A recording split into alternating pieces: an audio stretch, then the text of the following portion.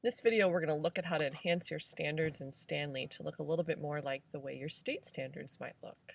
So right now your standards are just a list here with essential at the beginning and important following those. And maybe you want them to have more of a hierarchy like you see in the state standards. So here's an example of what the state standards might look for your particular subject. So you can see you have a standard that is more broad and has multiple benchmarks listed underneath that, and those are your essential and important standards as designated by the Bloomington Committee.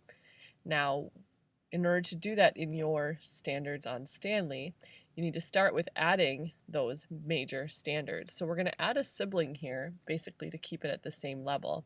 We're going to add that standard that the state had designated as a standard. We'll save that. We'll keep it as a level of standard and keep it linkable and active as well.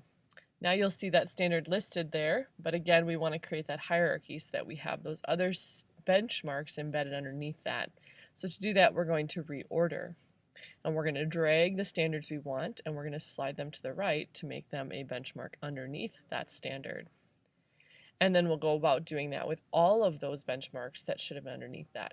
Couple of notes here. Notice how it just refreshed. Whenever you're reordering, it'll automatically refresh like that after about 6 seconds. So you want to be prepared for that and either hit refresh yourself or pause and wait for that every single time.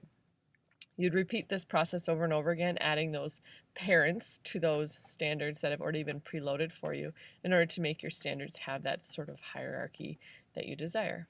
After completing this process, you'll see all of your major larger standards sort of as the ones listed. And as you look underneath them by hitting that plus sign, you'll be able to see the other standards that are listed beneath them as children. And those are your Bloomington standards or state benchmark standards that are underneath that major state standard.